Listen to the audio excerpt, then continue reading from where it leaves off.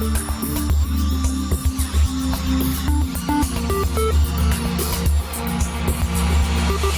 welcome to the Convex Conversation with me, journalist Helen Fospero. This week's guest is all over our screens at the moment. Former Blue Peter star Gethin Jones is hosting The One Show on BBC One. He's proved he's a real dab hand in the kitchen on Celebrity MasterChef, and I've been listening to his beautiful Welsh lilt on BBC Radio 2 as he's been standing in for OJ Borge. He's also a bit of a knight in shining armour on the side, as I discovered last time I quite literally ran into him. Gethin, it's wonderful to have you on our podcast today.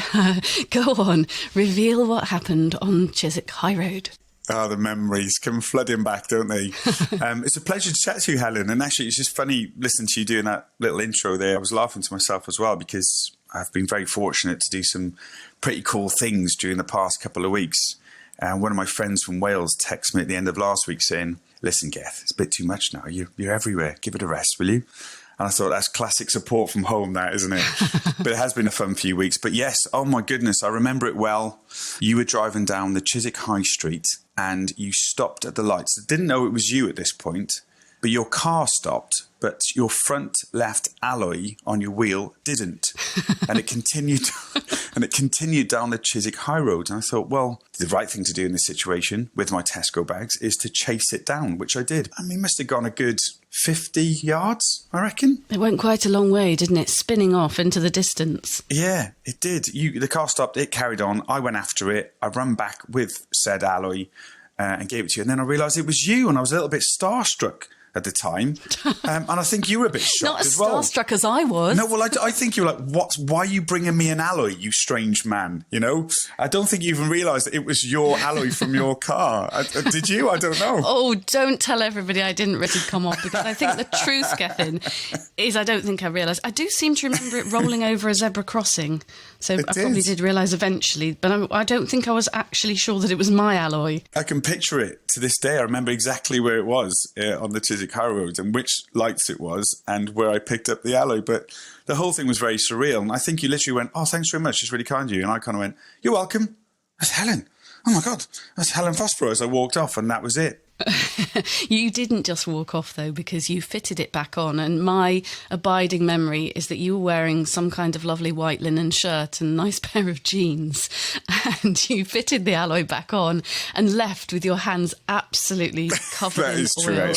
And blushing, I seem to remember. I was blushing. I'm like, as you know, I'm a fan, Helen. So it was a bit of a weird experience for me too.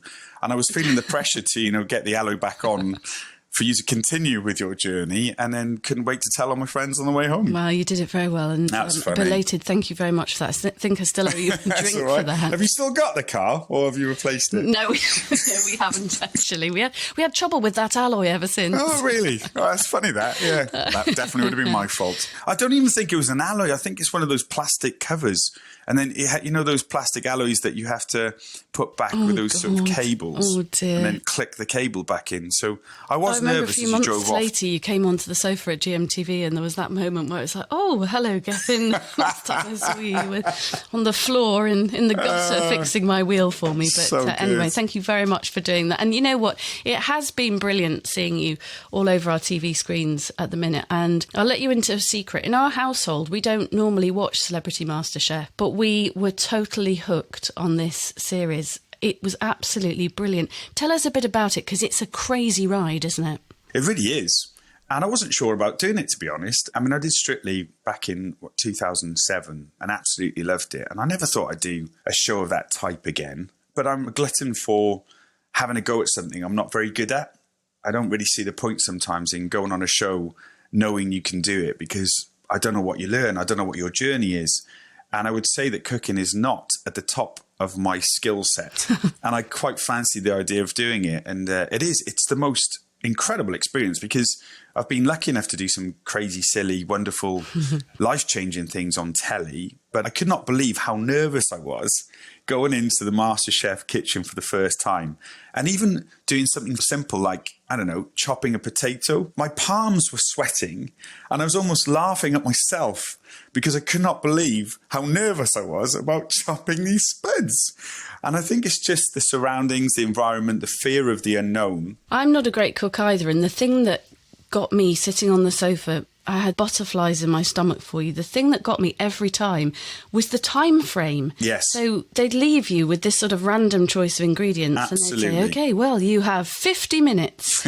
And I don't think sometimes a professional chef would manage to rattle it all up. It didn't seem quite long enough when something needed perhaps 25 minutes in the oven, and that's after you've prepared it. And what they don't tell you is that, you know, Greg's going to come over for a chat for 5 to 10 minutes in amongst that. So you've got to work out the timings around him coming to speak to you as well. By the way, I've just realised something. Your voice is so similar to the voiceover lady on MasterChef. You just saying you've got 50 minutes then really made me nervous again.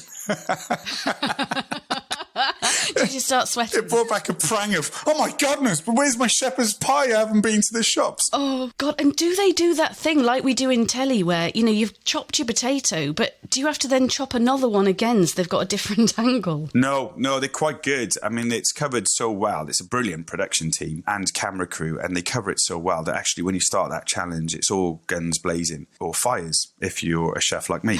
Yeah, it's done so well. It's so slick, and then that's it. You've got your time. And as you say, it's really bizarre. You know, at home, you don't really think about how long it takes to cook something, even if you've got kids running around the place. It's never exactly to time, is it? Whereas obviously in that kitchen, it's to the second they'll stop you. You realise watching as well how many basics you don't know. I mean, I realised that when they put you in that shop with all the different ingredients and you think, oh, I could make, you know, flour cheese, but I don't know how to make a white sauce. I don't know how to make real custard. You know, I'd need a recipe book. But you struck up what can only be described as a bromance with fellow contestant and a great friend of mine, Ammar Latif, who's blind. I mean, it must have been quite a special experience, I would have thought, working with Ammar, who is the show's first blind contestant. That man deserves every good thing that comes his way, and I'm sure many more things will. He's a total inspiration. You've known him for a lot longer than I have. I know you're good friends, and I don't know, we just sort of bonded by just personalities, really, and I never saw him in any different way other than admiring the fact he could do it all without being able to see. It's just little moments where you forget, and it was such an education for me. Little things like he taught me how to click rather than hold someone's arm to take them in through a doorway into the film set, whatever. He would just click on, which means he's just touching your elbow. So he's guided by your movement. And on camera, that makes him look very independent and makes him look like everyone else who's doing the same thing. And I really loved that. I thought that was a really, really lovely thing to know about and for me to be aware of him the whole time. And then secondly, you go into the kitchen and all the ingredients would be there. We didn't know what the challenge was, but of course everyone else could see what was in front of them. Whereas Ammar literally has to wait until he's in front of it and gets explained to him. And even when I would explain something to him, I would still, for some reason, subconsciously think, oh, well, he obviously knows what that is. He obviously knows what that is. But he doesn't, of course, because he can't see. And I thought that was a real good lesson for me as well, to sort of take a step back and always be aware of my surroundings, to not judge, to sort of always be aware of other people. He taught me so much along the way, but more than anything, we literally laughed from the first day and haven't stopped laughing since. It was just a brilliant experience. And I'll be honest, they never showed this actually on the show. And I don't know why, but we had this challenge where we had to make an apple charlotte, which went out a few weeks ago. And we had to make it together, but we couldn't see what the other person was doing. And when we both had to produce our apple charlottes to the judges, when I saw his apple charlotte, I actually got quite emotional and I had a tear in my eye. And I think it was because it's just an apple pie, really, you know, but we achieved something that is really difficult to do because you're just communicating without seeing. And I just thought that was really special. No, it was really good because also his warmth and sense of humour came out, and particularly at that time when you had to do this remote challenge where you couldn't see each other. I remember they said to you, this is all about taste and colour.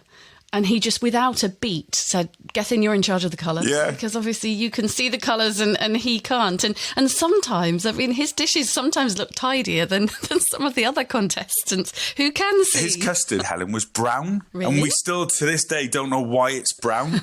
And then my custard was yellow, but his was way more tasty than mine. So we want to know what the hidden brown ingredient is for the future. Oh, no. He did make me laugh when he said, so here I am, he said, I'm putting lots of sugar in cinnamon, whatever he was making.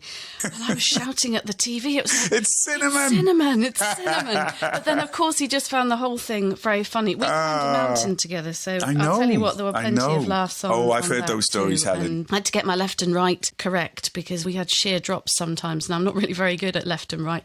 And I did sob when we got to the summit because it broke my heart that he couldn't see. And he didn't know that. He was busy sort of having photographs taken and chatting to the other 7 blind people we were with. But I had a few tears because I found that really emotional. But it was a very good watch. How does it feel when John Turode and Greg Wallace are about to critique your dish? Awful. Terrifying. They have the best poker eating faces I've ever come across in my life. They're chomping away and you're still none the wiser until they actually give you their comments. And it feels like an eternity. And it becomes really important. That was the most bizarre thing for me is I'm really, really nervous about what you think of it because ultimately that's the competition, isn't it? But I was really surprised at how nervous I was waiting for the comments, whereas Ammar is just having a laugh the whole time, isn't he? I mean, he turned to both of them and said, I just imagine you both being quite fat. Is this true? And well, that puts it into perspective, doesn't it?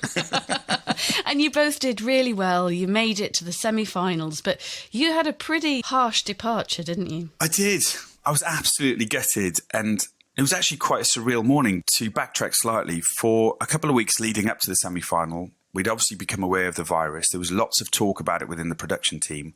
And everyone had said, look, if you get any symptoms or a cough, then, you shouldn't be coming in. That's the bottom line. Let's see how we get on. So it was fine, obviously. And then the pandemic was becoming clearer and clearer. And I woke up on the morning of the semi-final. And I was in Manchester, actually, and I had to travel to London for the show. And I had a cough when I woke up. And I think a lot of people probably felt like this at the time. I was thinking any other walk of life, any other time of life, I'll just crack on. I'll be fine. But it was a no-brainer for me because my sister had been working in the hospital. She was getting ready for the pandemic from that side of things. And she was sort of saying the same, like, most of the time you were like, yeah, you're fine, you carry on. Because, we go to work ill a lot, don't we? Sometimes not 100%. But I just couldn't do it. I was like, there's no way I'm going to put anyone at risk. There's a financial element to it. There's my commitment to having done the show. I was really into it and I was learning loads and I was competitive. But still, I was like, no, I'm not going. So I called my agent at the time and said, I cannot go into an environment like that, in particular, food, cooking, with a cough, because it wouldn't be right. So made the call to drop out the show and that was that. And I thought, what a surreal end to what's been a wonderful, surprising journey. That must have been a bit heartbreaking after all that effort and all the time you'd put into it. It became quite comical, though, within an hour, because I'd been to the Chorlton fish market the day before to pick up 2-3 kilogram salmons, which will probably get you about 65 fillets, because I was going to do like a salmon dish for the semi-final and an Afghan chicken. I'd bought the chicken and bought the salmon and I was sort of wanted to practice the filleting. And I was going to freeze it then and have it when I could. And it was all in front of me and I thought, this is strange. And obviously I got iller and iller as the day went on. And less and less did I want to fillet a salmon. So I had 6 kilograms of salmon in my freezer for weeks thinking, what am I going to do with them now? This is going to be the best feast ever. But of course, it was absolutely gutting. But as I say, it wasn't a decision because it was putting other people's lives maybe or health at risk. And I wasn't prepared to take that risk. So it was a really weird way to end. But I felt like I was being really consistent with being voted out of BBC reality shows at the semi-final stage. Maybe I'm just destined never to make a final on a BBC show. You made the semi-finals, didn't you, with Camilla Dallarup in Strictly as well? You nearly got there. It was black and white then, Hel. Oh, God. Was it black and white? 2007, hey? Was that far ago? I know, it was. And you've been hosting The One Show. Yeah. It's such a great programme. What do you love about it? Yeah, well, we've talked about this a lot, haven't we? I think you love the variety of it and the changing nature of it. I love the gear changes sometimes. It tries to touch on every aspect of life and every kind of person and culture within the UK. I've been involved with the show for about 10 years. I remember doing a week with Gloria Hunniford 10 years ago. And then I did a bit with Christine Bleakley and more recently with Alex Jones. And my first ever TV show was on my 24th birthday in the Welsh language on S4C called Pop D with Alex. And, you know, we used to go out together when, like, sorry, I should rephrase that. Oh, we've got a good story here. We used to go out with all our other friends. We had the same group of friends in Cardiff, and we go to Club Ifor Bach on a Saturday night. So I've known her for almost 2 decades and worked with her for like 15 years. And there we are, sort of sat on the sofa together, interviewing Tom Hanks's wife in her utility room through Skype. And those little moments in life are really special to me, because I sort of said to her that day, I said, I'm super proud of you. I'm looking around the one show, you know, it's like they're held in the studio. We've got all the pictures of the guests over the years, and Denzel Washington and, you know, Hillary Clinton. And this, you know, I've known this girl all my life, pretty much adult life. She's from Rhydaman. I said, I hope you sort of take a moment sometimes and say well done and be proud of yourself, because she worked really, really hard and she deserved a break. She's been fantastic, and she's been cracking on through the pandemic. Yeah, it's just lovely to work with her. She's a lovely, lovely lady, and she has been cracking on through the pandemic. I mean, what's really nice is she's just always been there. She's on the screen every tea time, and it is it's been a bit like, you know, at home with the Joneses. Yeah, I know. When you two are on, I mean, you've got this fantastic chemistry. Popty was the Welsh language version of Top of the Pops, wasn't it? With perhaps such a cool title. Yeah. Popty. That must have been a laugh. I suppose it translates as the pop house in some ways, but it was, yeah, we did 8 series of this sort of Top of the Pops for children in the Welsh language, and then she went on to do other different shows, so did I, and then Blue Peter came, and then the one show. The biggest problem with Ali is that we natter Welsh and English in makeup on our own, obviously, because there's no one in at the moment. It's just us two for a couple of hours before the show, getting ready and going through the script or whatever. And we chat so normally and naturally to each other. The biggest risk going live at 7 is that we forget what we're supposed to say on telly and what we've been discussing before. So I was telling her in makeup about this virtual date I'd been on during lockdown, which she thought then she'd bring up live on air. And she sort of stumped me, because someone said something about it and she went, "You've been on a virtual date, haven't you?" I was like, Al, that was a conversation for makeup, not here, you know? Yeah, I just love that side of things. And now that's a conversation for the podcast. Now that is something. Oh no, I've stitched myself up there, haven't I? Have my list. How was your virtual date? Always been a good journalist, haven't you? Don't miss a trick, love. There's the many positives about a virtual date is that it was a virtual cooking date. And we actually made one of the recipes, or made the food that I'd done on the show, and she wanted to learn it. So we did it at the same time. It was very funny, cooking, chatting, drinking wine. But the best thing about it is that you're cooking for a girl, but she can't really blame you for what it tastes like at the end, because she's cooked it herself. And is there a second virtual date, hey? We're really good friends now, really good friends. Ammar taught me to cook before MasterChef, actually. He taught me over the phone to make his mum's chicken curry. Oh, you're one of the lucky ones. I don't think it was a virtual date, though. I think that would be wrong to put it in that category. 2 things I really like about the One Show. One is, you know, when you guest live, I mean, I'm used to hosting things, doing more your role rather than sitting on the sofa guesting about things. And because I was doing current affairs stuff, you'd be sitting there with all the facts and figures in your head about, you know, the latest stats on something or other. But sitting next to someone like Gary Barlow or Harry Hill, who all through the titles are sort of saying, "Oh, you know, so Helen, how are you? And what have you been up to?" And you're like, "Don't talk to me. I'm trying to remember my facts and figures." But I like the fact that the reports, it's a true reflection of what's going on in the country. And your food bank story really hit home with me. I thought that was such a powerful story, and it made me just feel so lucky that we put food on the table every night. You know, you were talking to people who said they felt ashamed of having to use a food bank. Do you get quite choked up when you do those kinds of stories? Absolutely. I think we see food banks as a bit of a stigma, whereas this pandemic has proved that it's about survival and looking after your family and your children, and people have lost jobs through no fault or control of their own.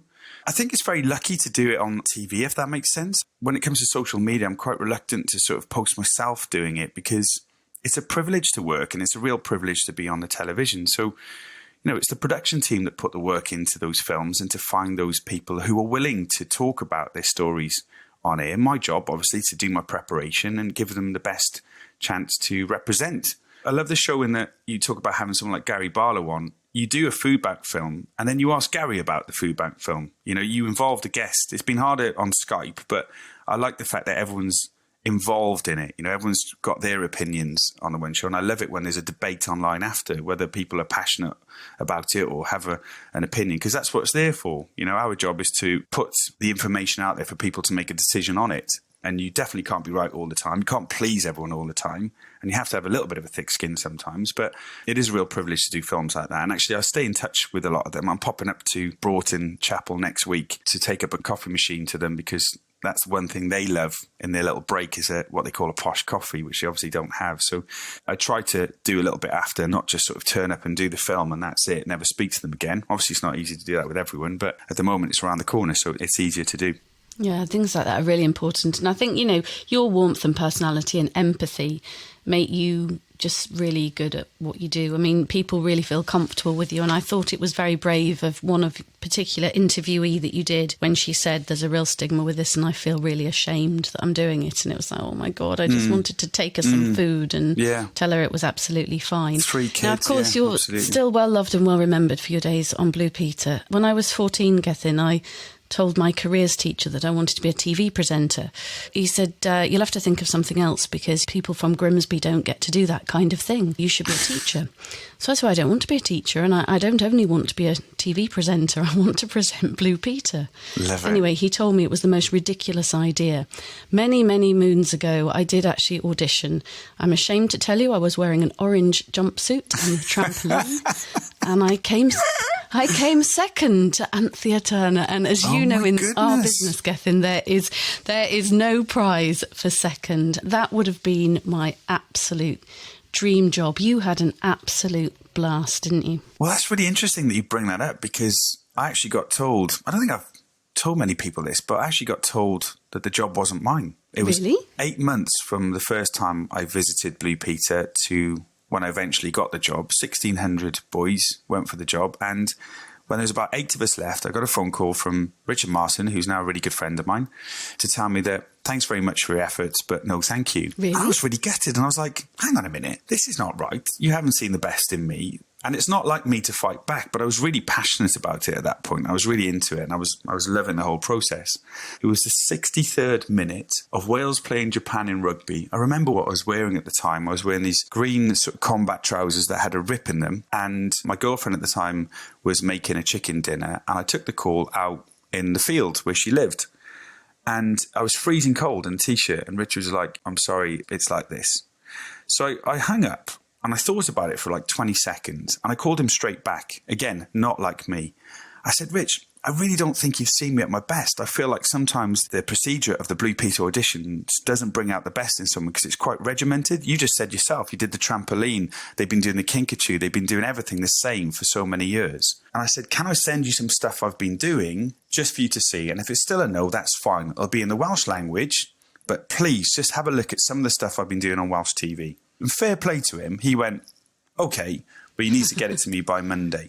I was flying to Madagascar the next day. This was Friday. And I phoned one of my good friends, Al, at the time, and said, you've got to get over this to this guy by Sunday night, and I don't care how you do it. And fair play to Al, he did it. Richard got the tapes. He called me back Wednesday. I was in Madagascar, took the call, and he said, I understand what you mean. I can't give you the role, but, you know, would you like to be back in the running? I said, yes, please. And that was that. And then I went and did the Blue Peter test that you did, which was the trampoline and the bring and buy sale and linking with all the other presenters. And then, December that year, I got the job. And what a journey it's been since. Wow, but you took on the sort of action-adventure role made famous by John Noakes, I think, and Peter Duncan, and just got a few things that you did just to jog your memory. From flying with the Red Arrows to learning to be a samurai warrior in Japan, flying in a World War II Supermarine Spitfire, and learning to race as a jockey. I mean, that is just a tiny sample of the extraordinary things you did. What do you remember? What are the real standout memories for you? 31 countries, 6 broken bones, 4 world records, 2 lifetime ambitions. You know, it's not a TV show. It's incredible that the voyage of discovery that Blue Peter brought was magical. It's very hard to describe. I think it's very difficult to do it in a few minutes, you know, answering a question. But there's one moment that really stands out for me. And I think the biggest challenge I ever had was taking part in the Royal Marine Commando Yomp. I believe no civilian had ever passed it up until that point.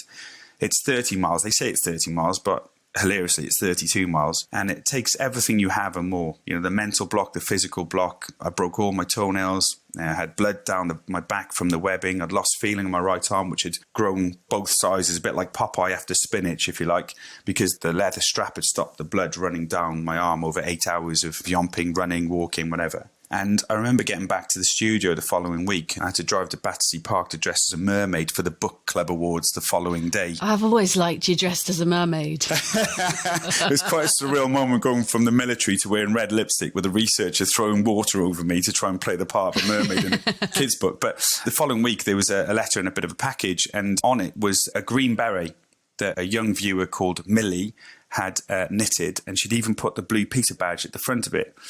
Because I decided not to accept my honorary green beret for doing the yomp, because I felt those guys were going to war the next day and I was doing it as a challenge for a TV show. But I thought it was hilarious, amazing, and so endearing that this young girl had taken the time to knit me a marine hat with a Blue Peter badge on it, but to the scale of the size of my head on TV. Oh, and I still have it to this day. Do you? On my desk at home. It's the size, of maybe the palm of my hand. What a and lovely... it reminds me every day of how wonderful that show was. What a lovely thing. And you've been enjoying a bit of radio because you've been filling in, haven't you, through the night on Radio 2. Has that been fun? It's been brilliant, yeah. It's lovely to get an opportunity in the biggest radio station in Europe and all the pressures that bring. The team are great. They do it like a breakfast show from midnight till 3. OJ Borge was taking a bit of a rest. And just a great opportunity. Like, it's all based on listener interaction. And I think they're the best shows sometimes. You know? Oh, they're definitely the best shows. I mean, it's great fun when you. Well, they're not sometimes, always, absolutely. Yeah, exactly. Absolutely. And I think you and I are both sort of so interested in different people's lives and getting their stories out and hearing what they've got to say. I mean, that must be a lovely sort of vehicle for you. Let's just touch a bit, if we can, Gethin, on your early life. I mean, you grew up in Cardiff, Welsh as your first language. I mean, I was looking at a bit of Welsh because I was going to try and greet you in Welsh today, and that's all gone horribly wrong. Please try now. I can't even attempt. Please try. No, well, I can't because I haven't got it written down now, but I haven't even got the name of, I can't even do the name of your primary school. So just give us a little bit, because I do love a bit of Welsh. Go on. I can teach you some Welsh. Go on then. Shemai, which is also a pork and prawn dumpling in Japanese, I think. It means hello, how are you? Shemai. Does it? Oh, I could have done that. Shemai. Could have done Shemai. And then mayonnaise is pretty much, that's really nice in Welsh. Really? Yeah, if you had a meal at a restaurant. Are you just winding me up I'm now? not winding you up. All right, do it in your Welsh accent then. Most people know the word araf, which is slow, because it's always written on the road, isn't it, as you approach Cardiff. And they know the word gwasanaethau, which is services.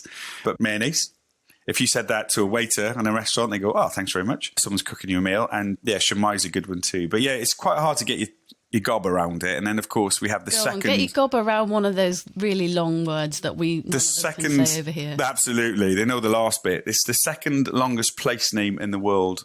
Llanfair Pwll Gwyngyll, go gerwch yn drobwch, Llantysilio go go go. And the irony about that place is that the platform of the train station ends, but the sign continues for a while after. And what would I say a little bit later if I wanted to say thanks for joining me? Diolch. Diolch. Am. Sgwrs.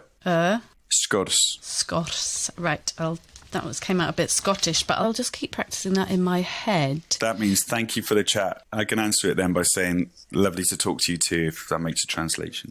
What was growing up like in Wales, Gethin? Tell me a bit about mum and dad and, what family life was like. Mum and dad teachers. Dad's a head teacher. My mum was a violin teacher, hence my participation. Quite strict, quite routine. I always remember laughing because I used to have piano lessons and my sister had piano lessons, and then I'd have mine during home and away. She'd have hers during Neighbours, and then every half term we would swap just so we know what was going on in each Australian soap. Academic sort of parents, if you like. Did music to, I suppose, quite a high level, and then fell in love with rugby when I went to university. I mean, I wasn't ready for a television career. I never knew it was an option, if I'm honest with you. I used to think it was this magical box at the end of the room. But we took part in Eisteddfodau, which are massive singing and dancing festivals that happen in Wales and internationally now with the Eisteddfod Llangollen. And that, I suppose, gives you an opportunity to perform on a stage, to understand what that buzz is like, to get some experience of that, which has obviously helped with the career that I ended up in. And I love the identity through it as well, through the Welsh language. I think that's really special. And I hope one day, if I'm lucky enough to have children, that I'm able to pass that on to them. And it was definitely a good sort of foundation for what came after. You're very humble about your abilities on the violin and piano because you did do pretty well. I think you did grade 8 violin, didn't you, and 6 in piano or something like that? Yeah, I think, you know, when you've got parents who are so musical, my dad was the conductor of the orchestra and my mum was a violin teacher. It was obvious that I was going to do some of it. Violin, it's got a very special photo actually at home by the front door where my dad's the conductor and I'm leading the orchestra, and it was his final concert. And we're shaking hands, and you can't see it because it's such a wide shot, but Dad's actually got tears in his eyes. And it was the first time I'd seen my dad cry. And obviously, when you see something like that, you don't know why, but you obviously start crying too. So we're both there shaking hands in front of, 2,500 people, St David's Hall, and no one knows apart from me and Dad that we're crying. Oh, what a lovely moment. And didn't you play at the proms as well, Gethin? Yeah, proms we've done, and the BBC Phil, and all over the world. But yeah, I think music was incredible because it enabled us to travel too and to be part of a team like an orchestra. My sister played the cello. I think I was more into violin than she was into the cello, but it was a superb experience, and it is quite nice to, you know, when I've done some filming projects, to be able to get on the piano and play a tune for someone or pick up the violin because no one's expecting it these days. So yeah, I feel lucky to have had the opportunity to play for sure. And they must be super proud of you. I mean, I know you're not touring the world as a violinist, which may be what Mum might have. Disappointment, yeah. But I'd hardly describe you as a disappointment. I mean, do they absolutely follow, like my parents do, absolutely every spit and cough that I sort of do and appear on? They're there watching the whole time and still feeling proud all these years on. Yeah, I mean, they love it. Of course they do. I mean, Dad is so into MasterChef. I think it's been his favourite show he's ever watched me on because I haven't told them anything. So they're watching it as a viewer, which is quite intense. And obviously they've been locked down. Dad's vulnerable, so he's been shielding. So I suppose it's nice to pop up on their TV. But we're on a WhatsApp group and I've got 2 nephews. And, you know, if my sister posts a picture of the dog or the 2 nephews, it totally trumps anything that I do on TV, which is as it should be, really. So I'm sure they are, but I keep my feet on the ground through my family, definitely. It might sound cheesy, but I absolutely understand. And every day I'm very grateful for the opportunities that I've had. And what's lovely now is being able to, you know, set up a few things that help others, especially my eldest nephew's autistic. And we start an autistic charity that helps lots of children in Wales. As you know, Helen, this TV and radio business is really strange. You don't always get the job you want. It's not always down to you. So there's got to be something more than that after. So I have a few businesses that I've set up. I'm doing a master's at the moment in terms of looking after the future. But I'm motivated through the profile or the fame, if you like, because I know it can open doors to help others at the same time. It's a massive door and it's a real huge thing to be able to do that in the charity world as well, because being on programmes as the One Show really does open doors for us that we're able to then hopefully do some good with. Absolutely. The autism side must be really important to you. How hands-on have you been with that? Well, me and my best friend Sean both have autistic nephews, Albie and Tom. And Sean, bless him, I remember we were saying we were going to do it for a while, and he came to me one day, was it 3 years ago now, and he said, "I've got it." I said, "What?" He said, "I've got the name." I said, "What is it?" He said, "Nai." And Nai is the Welsh word for nephew. So Nai Wales now is a charity, or we like to call it a little foundation, because we just try and make money. I pay all the expenses, so every single penny goes to where it needs to go. So we're like a feeder to help establishments, charities, organisations that deal with autism, short, medium and long term. And our dream one day is to open a school for autistic children. And in the meantime, we try and do our little bit. But Tom and Albie are definitely the inspiration behind it, but they don't benefit from the charity. That's really important to us because we do that obviously ourselves. But it's been a massive eye-opener. It's incredible how we are so different with someone if we see them in a wheelchair as to how we react to someone who maybe runs up to a dog and stammers for a while, but we don't know why, or someone's a bit different to what we know them as. And my view is that if we are an Apple computer and Albie is a Dell computer, we just have different software. He's happy in his own world. We just need to be patient with people who aren't the same because we think we're the majority. And especially during this pandemic, it's been so hard for families who have children or adults even who have mental health problems. So I'm happy and proud to be a campaigner for that every chance I get. I'm probably going on about it a bit too long now, but I certainly won't be giving up. Will whatever you're doing your master's in help with that? You know, you say you'd like eventually to build a school. What are you studying in your master's? My master's is in sport directorship. And I'm not sure what the goal is at the end of it, if I'm really honest, but it opens up loads of opportunities in terms of you learn about personalities, about leadership, you learn about governance in sport, you learn about how franchises work. And I think there's an element to that at the end of it where it could link into one of my dreams, which is to open the school, but also maybe in the sporting side of things with children who have mental health issues, to try and help them through sport. And that's a very primary idea at the moment, but it is a long-term goal for sure. It's always nice to end on something that perhaps people didn't know about you. So I'm really hoping that Wikipedia hasn't let me down. Is it true you appeared as a Cyberman in 2006 episode of Doctor Who and as a Dalek operator in the final episode in 2008? Helen. Go on. You said I'm good at my research. Don't let me down. It's absolutely true. What's a Cyberman and what on earth is a Dalek operator? You can tell which Cyberman I'm in, actually, if you watch it. I think it's Series 5, Episode 13, and it's filmed in Cardiff.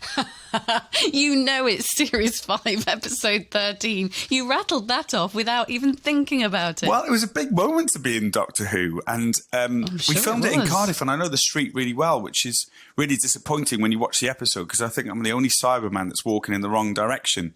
It was all part of the connection between Blue Peter and Doctor Who at the time, and then I went back as a Dalek, and then, of course, we had the Absorbaloff monster, which was designed by a Blue Peter viewer for Doctor Who. So it was a really special time to be involved with the two massive, iconic franchises that were Doctor Who and Blue Peter. However, Russell T Davies, who's the incredibly talented, award-winning writer, producer, I always message him and say, don't think I forget that you've always cast me in Doctor Who as a monster.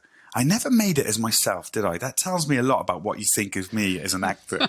And we chuckle about fantastic. it. But yeah, it was superb to be involved with, yeah. So it's true. It's true. Excellent. Well, do you know what? Thank you so much for finding time to chat today, because I do know that you are really, really busy at the moment. I'm looking forward to my lunch invite, possibly another car repair. Who's cooking, Ammar or myself? Both of you. Okay. And let's have a go at this.